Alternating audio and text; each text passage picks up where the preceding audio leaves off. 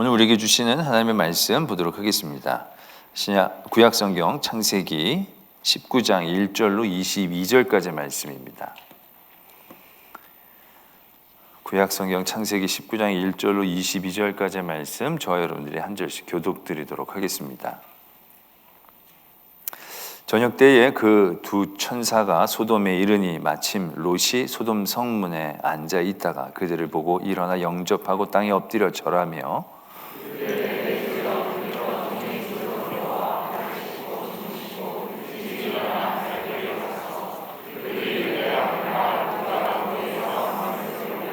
롯이 간청하며 그제서야 돌이켜 그 집으로 들어오는지라. 롯이 그들을 위하여 식탁을 베풀고 무교병을 구우니 그들이 먹으니라.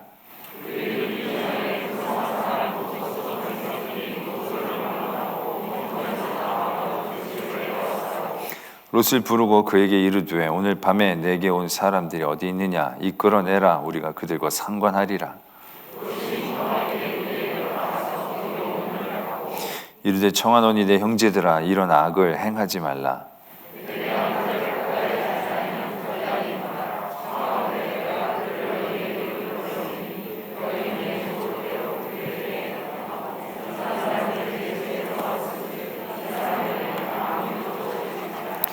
그들이 이르되 너는 물러나라. 또 이르되 이 자가 들어와서 거류하면서 우리의 법관이 되려 하는도다.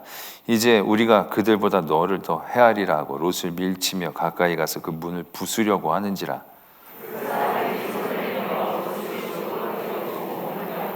문 밖에 무리를 대소를 막론하고 그 눈을 어둡게 하니 그들이 문을 찾느라 하고 헤매었더라.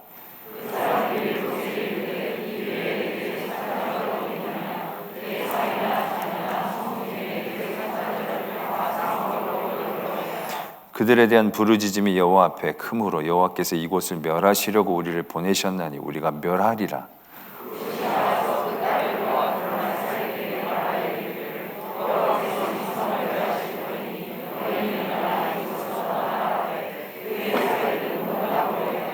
동틀 때 천사가 롯을 재촉하여 이르되 일어나 여기 있는 내 아내와 두 딸을 이끌어내라. 이 성의 죄악 중에 함께 멸망할까 하노라.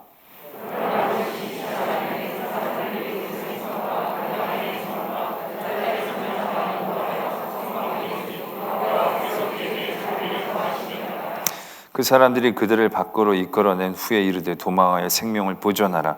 돌아보거나 들에 머물지 말고 산으로 도망하여 멸망함을 면하라. 주의 종이 주께 은혜를 입었고 주께서 큰 인자를 내게 베푸사 내 생명을 구원하시오나 내가 도망하여 산에까지 갈 수 없나이다. 두렵건대 재앙을 만나 죽을까 하나이다.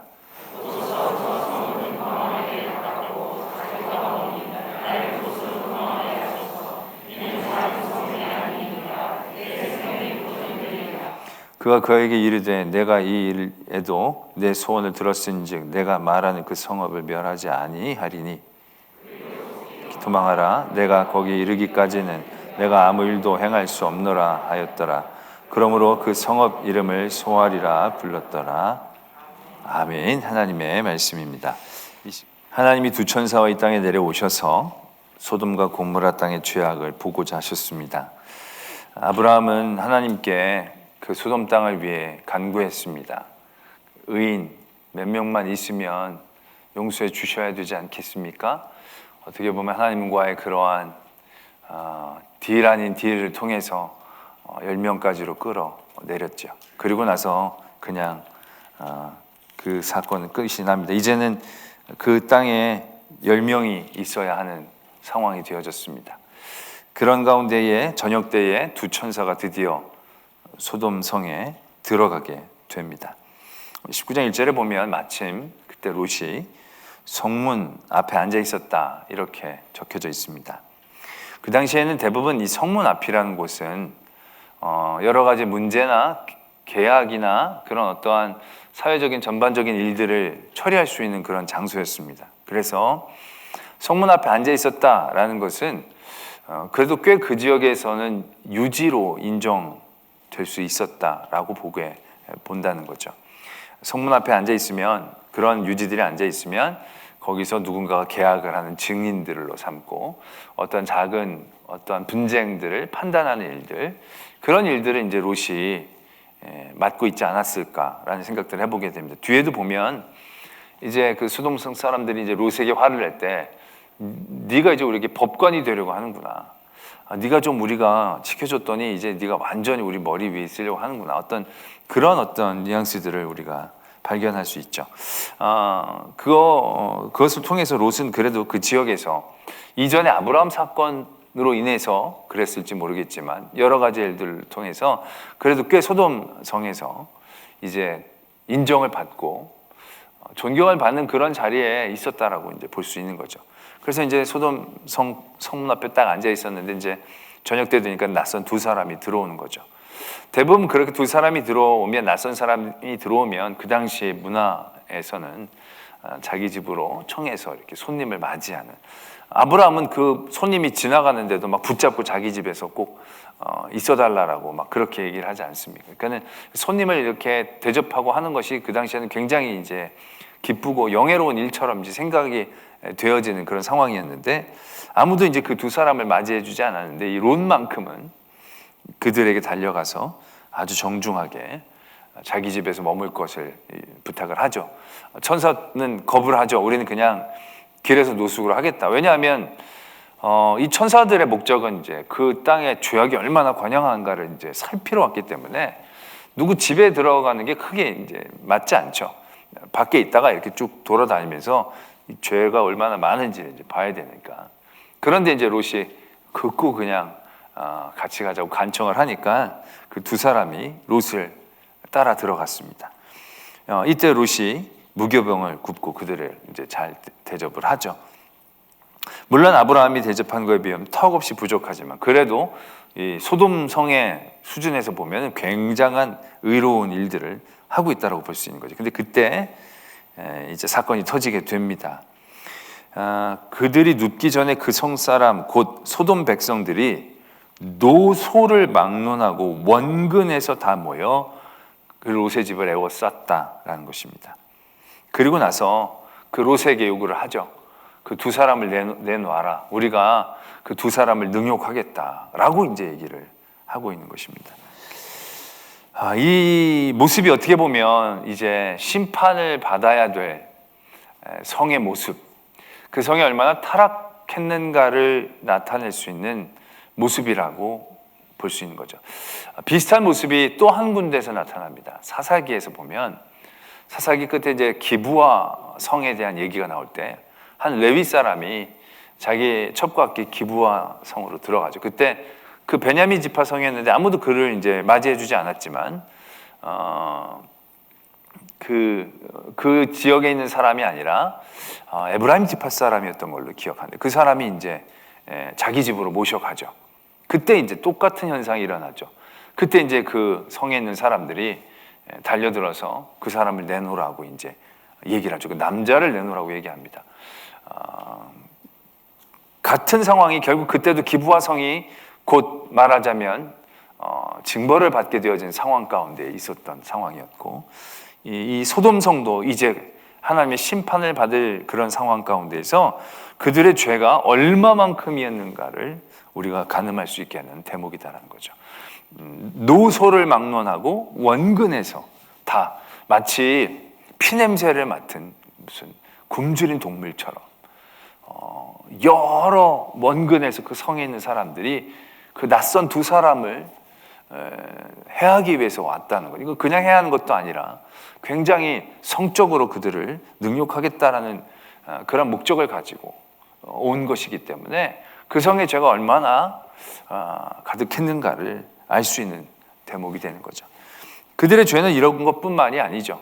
롯이 나가서 말리죠. 롯이 나가서 이렇게 형제들아 이러지 마라. 나한테 온 손님인데 그러면 안 되지. 내게 딸이 있는데 내 딸을 내어줄 테니까 차라리 내 딸을 어떻게 하든지 간에 이 손님은 제발 건드리지 말아라 달라고 얘기를 하죠. 이 롯은 형제라고 부릅니다. 왜냐하면 이제 롯도 그 성에 들어와서 산지 어느 정도 되었고 성문 앞에 앉아 있을 정도로 그 지역 사람들한테서도 인정을 받는 상황 가운데에서 롯은 어떻게 보면 소돔성 사람들에게 형제라고 부르는 어떤 그런 마음들을 조금씩 가질 수 있었던 거죠. 그러나 그 소돔성 사람들은 절대로 그렇지 않았다는 거죠. 네가 돈 좀 있고 힘 좀 있어서 우리가 봐준 건데 좀 봐줬더니 네가 아주 제대로 우리의 위가 되는 줄로 생각하는구나. 그 사람들은 절대로 이 롯을 자기 형제로 받아들인 적이 없었던 거죠. 그리고 그에게 그렇게 대하는 거죠. 그래도 오랫동안 살았던, 또 히스토리를 보면 그 롯 때문에 그들이 구원을 받았다라고 해도 과언이 아닐 터인데 그런 모든 것들을 기억하지 않는 거죠. 인정하지 않는 거죠. 오직 자기의 이기적인 생각들 가운데서 자기의 쾌락에만 집중하고 자기의 쾌락들을 누리기 위한데 그들이 모든 것들이 이제 모여져 있는 거죠. 그래서 롯을 오히려 오늘 우리가 너를 더 해야겠다. 그러면서 이제 롯을 물치고 문을 부수는 거죠. 이거는 어떻게 보면 롯을 해야겠다라고 하는 그 해함에 대한 정도가 뭔지를 알 수가 있게 되는 거죠. 롯을 끌고 간 것도 아니고요.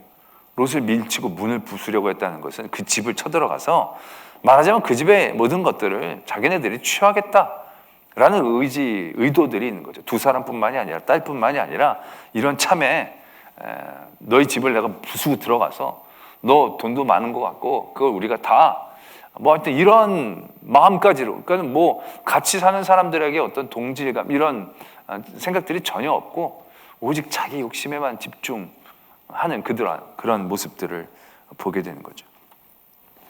그리고 나서 이제 나중에 롯이 그 천사들이 롯을 돕고 나서 얘기를 하죠. 이제 이 성을 멸망시킬 건데 너 가서 같이 나갈 사람 있으면 다 같이 가서 끌고 나가자고.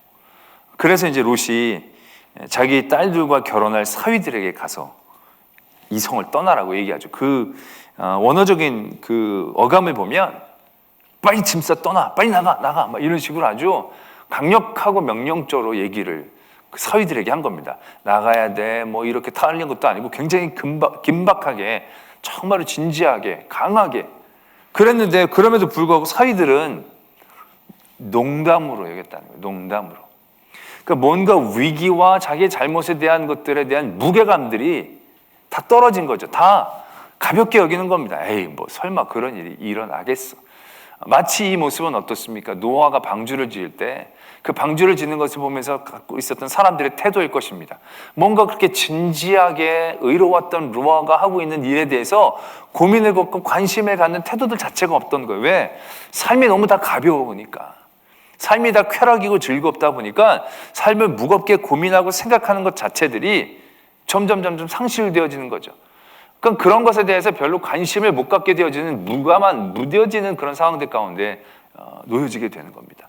이게 멸망을 앞둔 그러한 공동체와 사회에서 보여지는 전형적인 모습이죠.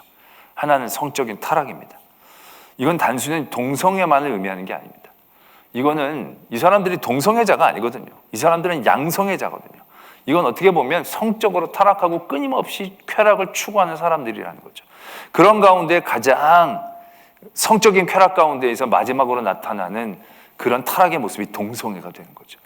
새롭고 더 자극적인 것들을 쫓아가기 위해서 또 다른 사람들과 다른 어떠한 것들을 맛보기 위한 성적 쾌락의 마지막 부분들. 솔직히 동성애라는 부분들은요, 동성애 때문에 소돔이 멸망했다? 이건 아니에요. 동성애는 이 이전 레위기에서부터 쭉 이어졌던 거예요. 그러나 멸망하는 땅에 나타나는 주요한 현상 중에 하나는 이러한 성적인, 양성적, 동성적 타락이 있다는 것은 부정할 수 없다는 거죠. 이러한 부분에 대해서 사람들이 끊임없이 하나님이 주어지신 그러한 창조의 섭리들을 벗어나려는 그 쾌락들, 결국 선악과를 따먹는 것도 하나님이 만들어주신 질서 안에서 우리가 충분히 많은 것들을 누리고 즐거워할 수 있는데 그 질서를 조금 벗어나는 쾌락들, 그 쾌락의 유혹들, 이게 굉장히 치명적인 거거든요. 굉장히 아무것도 아닌 것 같아 보이지만 이러한 부분들이 실수냐, 이것이 뭐 죄악이냐, 이게 중요한 문제이기 전에 이것이 굉장히 위험한 일이다라는 얘기죠. 우리 인간들은 다 연약하니까요. 어떻게 보면 그런 마지막 반에 나올 수 있는 그러한 동성애도 제가 보면 그러한 병적으로 그렇게 태어나서 어려서부터 그런 정체성을 가지고 사는 그러한 소수자들이 분명히 있긴 있어요. 그런데 그런 소수자들의 문제들이 중요한 게 아니에요, 지금은. 이런 사람들을 빌미로 잡아서 자신들의 성적인 영역들을 넓혀나가고 쾌락들을 누리는데 주저하지 않는 이 경향성 자체가 문제인 거예요. 그러니까 요즘 우리가 보면 그 차별금지법, 이걸 얘기하는데 어떻게 이걸 얘기하면서 늘 혐오하면 안 된다, 동성애자도 그렇게 하면 안 된다, 뭐 이런 차별하면 안 된다라는 좋은 얘기를 하죠. 물론 그래요. 그들을 그러면 안 돼요. 근데 이걸 법으로 제정해서 그러한 방향성으로 이끌어가고 그러한 일들을 방관하고 방조하게 되어질 때는요, 이게 걷잡을 수 없는 거예요. 그런 개개인들의 잘못들을 우리가 품어주고 어떻게든 고쳐주고 이해해주고 받아주는 것과 이러한 것들을 그냥 놔두는 것은 완전히 다른 얘기라는 거죠. 그러니까 이런 부분에서 이 소돔의 땅도 이 멸망한 것이 이러한 부분이라는 거. 이건 완전히 성적인 타락이거든요. 동성애도 아까 보면 그런 소수적인 정체성의 문제들을 겪고 있는 분들도 많지만 적지 않은 분들은요 다 그 말하자면 성적인 쾌락에 대한 집중이에요. 그래서 적지 않은 대부분 동성애자들은요 그게 있어요.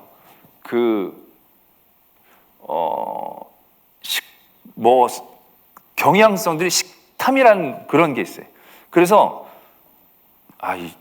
하여튼 나중에 찾아보세요. 내가 얘기하기는 너무 그런데 하여튼 그분들은 그래요. 그러니까는 우리 남녀 사랑 그런 사랑이 아니라 뚱뚱한 남자를 좋아하는 남자들은 뚱뚱한 남자들만 좋아. 그리고 나이 든 남자들만 좋아하는 그게 어떤 아주 웃으면 내가 말을 못 하잖아요. 하여튼 그런 게 있어. 하여튼 이게 참 그래요. 그러니까 이게 그러한 경향성들이 나타나는 것들이 굉장히 위험한 사인이 되어지는 거죠. 이건 그냥 그런 정체성의 문제가 아니라 쾌락을 생각하고 쾌락을 다루는 우리들의 말하자면 어떤 중요한 틀들이 무너지고 있는 거죠.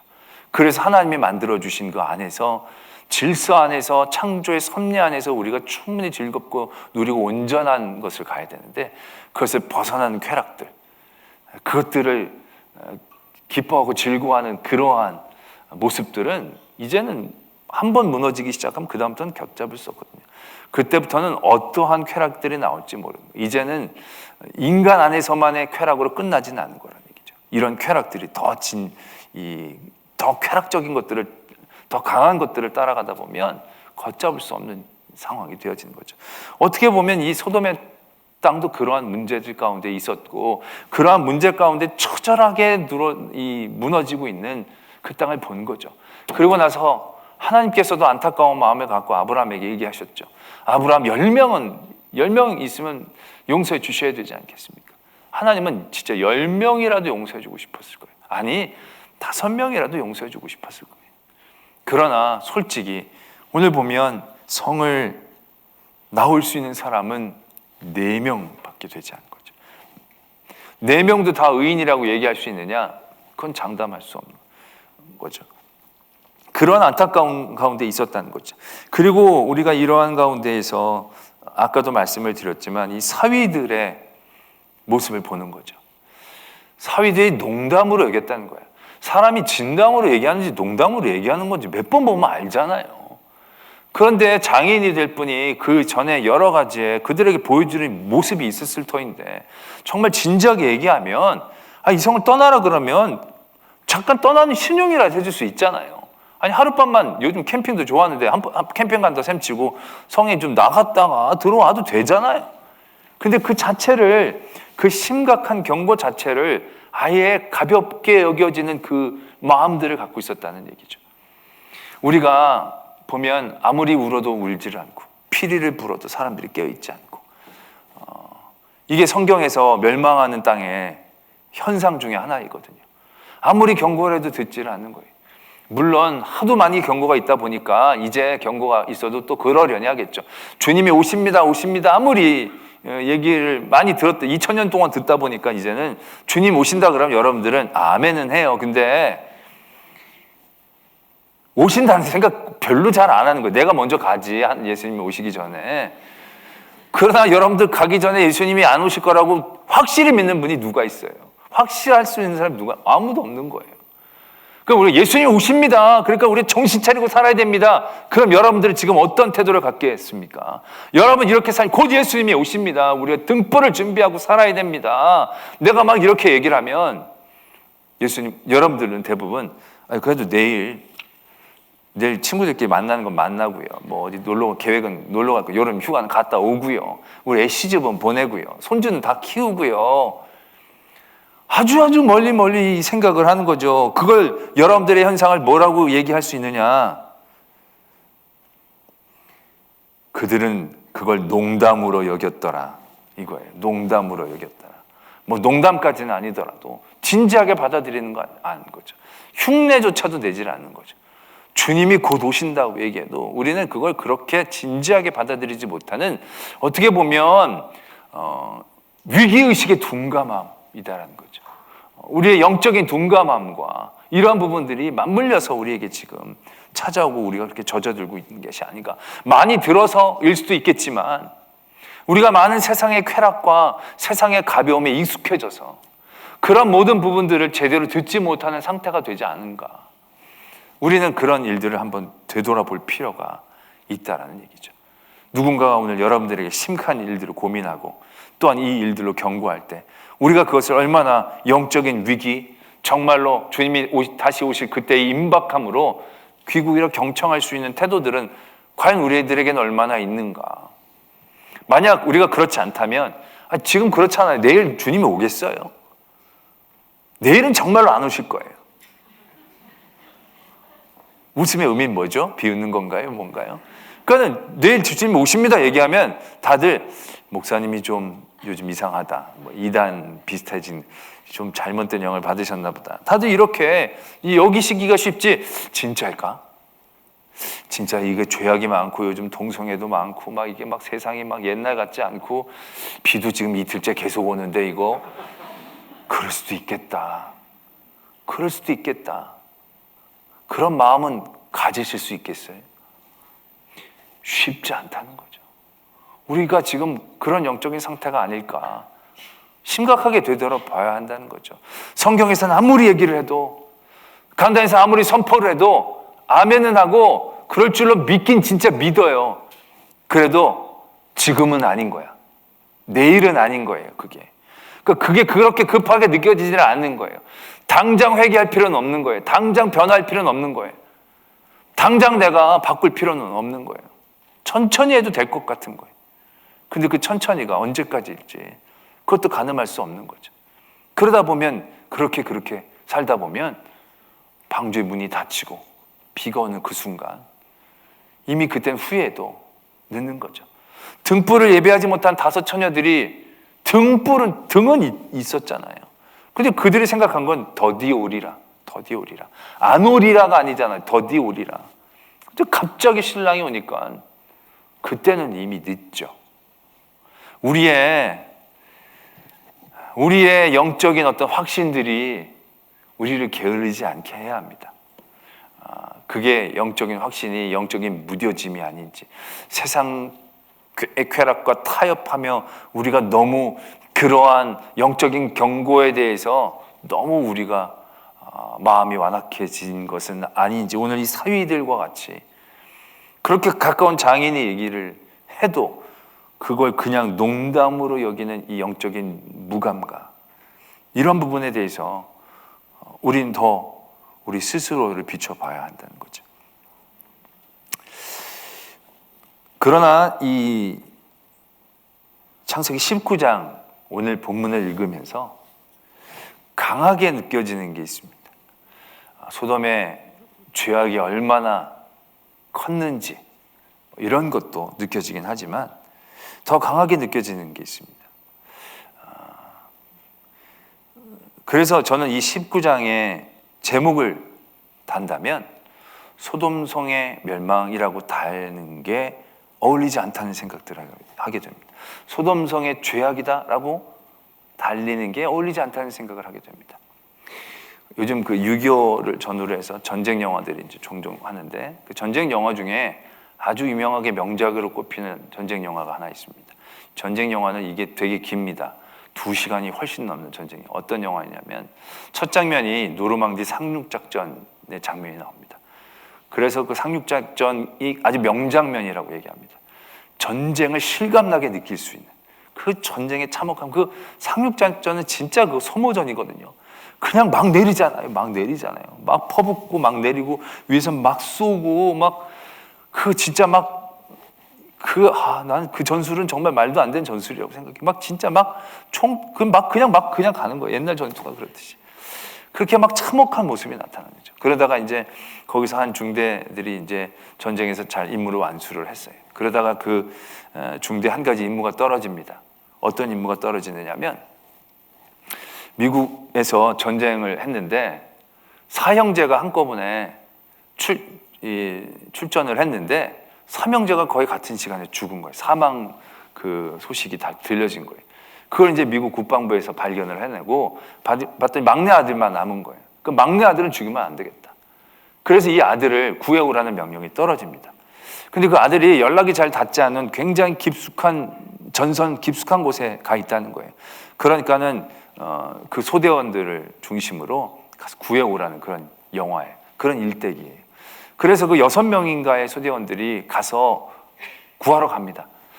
처음에 굉장히 쉽게 그 사람을 만납니다. 알아봤더니 이 사람은 그 사람이 아니에요. 그 사람 날 왜 데려가려고 합니까? 그랬더니 형제들이 다 죽었다고. 그럴 리가 없는데요. 내 동생은 지금 초등학생인데요. 그랬더니 이름은 똑같고 그 사람이 아닌 거예요. 또 알아봤더니 더 깊숙한 곳에 그 사람이 있는 거예요. 그러면서 이 6명이 막 그때부터 막 우리가 가야 됩니까? 말아야 됩니까? 우리가 다 죽어서 한 사람을 구하는 게 뭐 어떤 그런 이제 논리들이 있죠. 그래서 그래도 막 어떻게 해가지고 가서 이제 그 사람을 찾고 가자니까 이 사람이 안 간다는 겁니다. 왜? 전우들이 이렇게 싸우는데 나만 가면 되겠느냐고. 근데 뭐 어떻게 설득해서 오다가 거의 다 죽습니다. 그 주인공인 장교가 죽습니다. 죽으면서 너는 꼭 잘 살아야 된다고. 돌아가 잘 살아야 된다고 얘기를 하죠. 그리고 이제 마지막 장면이 그 사람이 그 대위 그 무덤에서 경례를 하면서 부인에게 여보 내가 잘 살았다고 얘기 좀 해달라고 얘기를 하는 거죠. 그래서 당신 잘 살았어요. 훌륭히 살았어요. 그러면서 이제 맞춰지는 영화예요. 그 영화의 이름이 뭔지 아세요? 노르망디 상륙작전? 아니에요. 2차 세계대전 아니에요. 참혹한 전쟁의 현실 아니에요. 영화의 제목이 라이언 일병 구하기예요. 170분짜리 러닝타임인데요. 돈도 엄청나게 드는 거예요. 근데 그 영화의 주제 딱 하나예요. 그 넷째 아들을 살리는데 엄청나게 많은 사람들이 희생하고 하면서도 그 아들을 하나 구해오는 거죠. 그리고 나서 이제 그 아들이 잘 살았다는 얘기를 이제 보여주는 거죠. 저는 그 전체적인 스토리들이 어떻게 보면 굉장히 성경적인 줄거리를 갖고 있지 않은가라는 생각을 하게 되는 거죠. 이른 양 한 마리를 찾아 나서는 그런 얘기 같은 거죠. 예수님이 우리를 위해서 피 흘리신다? 그거 얼마나 비경제적인 일이에요. 말도 안 되는 쓸데없는 짓이죠. 그냥 하나 더 새로 만드는 게 훨씬 편하지. 우리 하나 살리겠다고 예수님이 내려오셔가지고 우리를 위해 피 흘려주시고 그 다음에 우리한테 이렇게 얘기해. 꼭 살아, 잘 살아. 이렇게 우리한테 얘기를 하시는 거잖아요. 그게 굉장히 비슷한 모습인데 그 비슷한 모습이 오늘 창세기 19장에 나타나는 거죠. 이 19장의 제목은 소돔의 멸망, 소돔의 죄악이 아니라 롯 구하기입니다. 롯 구하기. 그렇게 죄악이 많은 땅, 곧 멸망해서 불같이 떨어져야 될 그 땅에 하나님은 찾아가 주시는 거예요. 안 가도 돼요. 그죠? 그냥 겉에서만 쑥 봐도 돼요. 다 알아요. 그냥 쏟아부어도 되지만 찾아가시는 거예요. 그리고 롯을 만나주시는 거죠. 그리고 그 다음에 이 롯에 대한 부분들을 쭉 보면 어떻습니까? 롯이 천사들을 구하는 것이 그냥 밖에 나가지만 롯이 구할 수가 없어요. 천사들이 손을 뻗어서 그를 다시 집어내들죠. 그리고 그 사람들을 다 눈을 어둡게 해가지고 문을 못 찾아서 헤매게 해요. 그 다음에 어떻게 하느냐? 롯이 롯에게 그 두 천사가 얘기하는 거예요. 이제 우리는 여기를 멸망하려고 왔다. 이제 우리는 여기를 곧 멸망할 것이다. 그러니까 너는 나가서 너 가족에 속한 사람 누구든지 빨리 성 밖으로 이끌어내라고. 그러니까 롯이 막 가서 사위들한테 가서 막 얘기를 했죠. 근데 사위가 농담으로 여겼다는 거예요. 막 동이 틀려고 하는데 이제 불벼락이 떨어져야 되는데, 그래서 천사들이 롯을 막 재촉하는 거예요. 자, 빨리 그러면 안 돼. 너희 아내랑 2딸만 이제 이끌어 빨리 나가라고. 이제 곧 멸망할 때 너희도 함께 멸망할까 우리가 걱정이 된다고, 빨리 나가라고. 그랬더니 어떻게 됐느냐, 16절에 그러나 롯이 지체했다는 거예요. 이게 왜 지체한 건지 모르겠지만 하여튼 지체를 한 거예요. 그럴 때 그 다음에 어떻게 됩니까? 그 사람들이 롯의 손과 아내의 손과 2딸의 손을 잡아 끌어서 그들을 성 바깥으로 확 모셨다는 거예요. 그래서 16절에 이렇게 적혀져 있죠. 성 밖에 두니 여호와께서 그들에게 자비하심이 더하였더라. 이렇게 적고 있다는 거죠.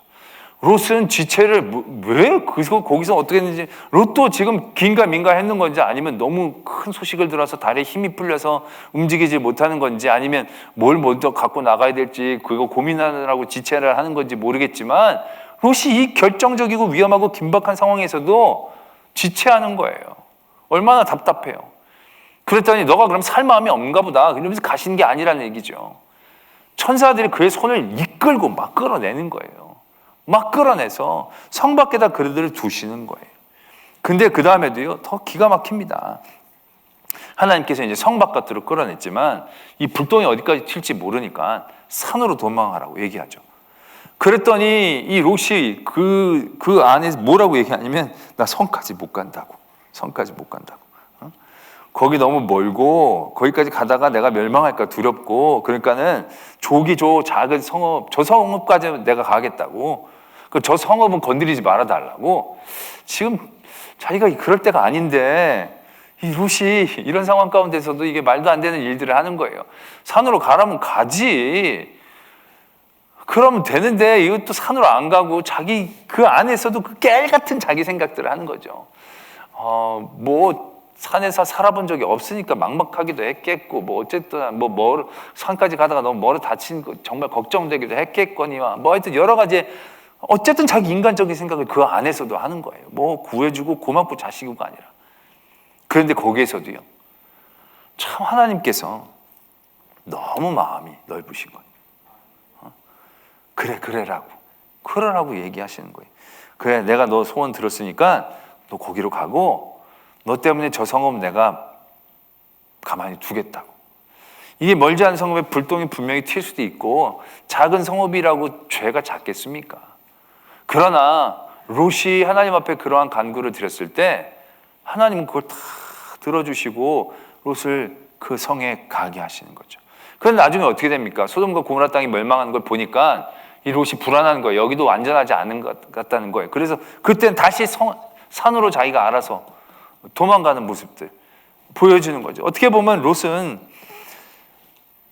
의인, 그렇죠. 이렇게 나쁘다고 얘기할 수는 없겠지만, 이러한 가운데도 하나님께서 그렇게 긴박한 상황 가운데서도 구해야 할 만큼 그렇게 완벽하거나 가치가 과연 있을까라는 생각을 가질 만한 그런 존재에 불과했다는 얘기죠. 그러나 하나님은 그 소돔동에서 그래도 유일하다라고 얘기할 수 있는 이 의인 한 사람을 어떻게 대하셨는가를 오늘 19장에서는 아주 적나라하게 보여주고 있다라는 것이죠. 의인 10사람이 아니라 유일한 의인 그 한 사람은 묻혀서 같이 멸망해도 솔직히 할 말이 없는 거예요. 아브라함이 그에게 하나님 앞에 간구한 기도의 제목으로 본다면 그 정도는 우리도 할 말이 없는 거예요. 그러나 하나님은 그 의인 한 사람도 헛하게 여기시지 않았다는 거죠. 그냥 하나님의 일할 때 도매급으로 그 사람들을 다 끌어가고, 우리는 그런 생각들을 많이 해요. 어떤 사고를 당할 때 그 사고를 당한 그 안에 악한 사람도 있지만 의인도 있다는 생각들을 해요. 그러니까 그 사고 때문에 그런 사람들도 다 끌려갔을 거라고 생각을 해요. 그러면서 하나님이 너무 무심하시지 않는가라는 생각들을 우리가 덜어 하게 됐다는 거죠. 그러나 절대로 그렇지 않다는 겁니다. 같이 죽은 어떤 일들로 인해서 하나님이 똑같이 여기신다라고 생각해서는 안 된다는 거죠. 하나님은 이런 하나님이시라는 거예요. 하나님은 그 한 사람도 헛되게 여기시지 않고 그 사람을 찾으시고 그 사람의 부족한 부분까지도 이렇게 세워주시고 멱살을 잡고 끌어내셔서 그를 살리시고 구원해 주시는 그런 하나님 아버지시다라는 것을 오늘 우리는 발견하게 되는 거죠. 소돔과 고모라 땅에 간 롯, 완벽하지 않죠.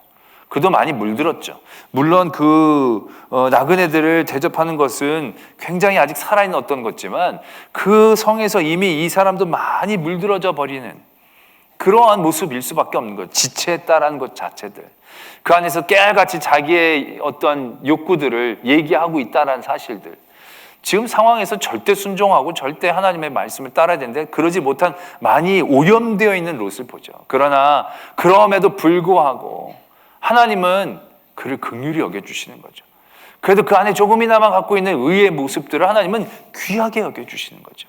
그리고 절대로 버리지 않고 마치 라이언 일병을 구하듯이 그 심판의 자리에서 롯을 이끌어내시는 그 하나님을 오늘 우리는 만나게 되는 거죠. 소돔 땅이 멸망하는 건 보편적인 일입니다. 왜요? 모든 죄는 심판을 받으니까.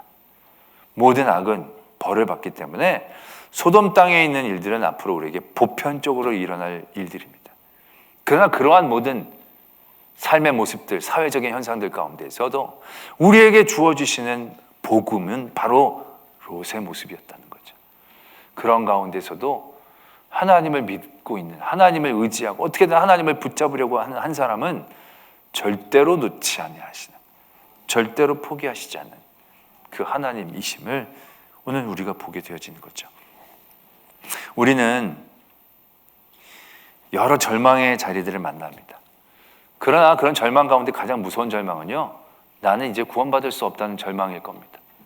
그 절망은 처음엔 아무것도 아닌 것 같지만 다른 모든 것들을 무의미하게 만들어 버리거든요. 그러나 내가 이 땅 가운데에서 절망할 만한 많은 수없이 많은 자리에 있다 할지라도 하나님은 나를 절대로 놓지 않으셔. 하나님은 나를 절대로 버리지 않으셔. 하나님이 나를 사랑하시고 그 사랑을 붙잡을 때에 내가 구원받을 수 있다는 소망을 붙잡는다는 것은요, 다른 모든 절망 가운데서 다시금 일어날 수 있는 힘입니다. 이유가 되어진다는 거죠. 오늘 롯 같은 자리에서 절망하고 좌절하고 넘어질 수 있습니다. 그러나 그럼에도 불구하고 그 롯을 붙잡아 주시는 하나님, 다 잃었지만 다 잃은 게 아니라 아직 하나님의 사랑이 함께 있을 때 그 다음에 그가 하는 일에 따라 무궁무진하게 그는 누릴 수 있었을 가능성을 얻고 있는 거죠. 그 사랑의 자리를 오늘 우리는 보게 되어진다는 것이죠. 우리가 사는 이 세상이 소돔과 얼마나 다르겠습니까? 우린 이 자리에서 사위와 같은 믿음의 모습 가운데 빠지지 않도록 늘 깨어 있어야 합니다. 그리고 이 자리에서도 내가 하나님 앞에서의 의로움을 잃지 않도록 애쓰고 힘쓰고 하나님을 바라보고 붙잡으려고 할 때 하나님은 이 죄악된 땅에서도 우리를 절대로 버리지 않고 저희를 구원하시기 위해 이 땅에 내려오시는 그런 하나님, 사랑의 하나님이심을 믿고 신뢰하는 저와 여러분들이 되어지기를 소망합니다.